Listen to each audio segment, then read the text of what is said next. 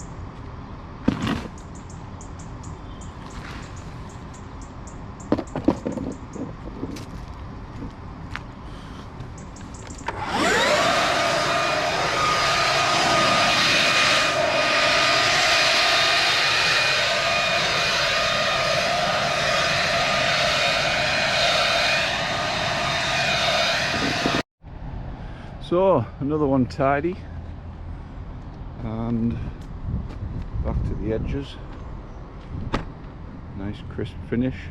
Now you see the bit of soil around the pavements, and you see the moss in the car parks here.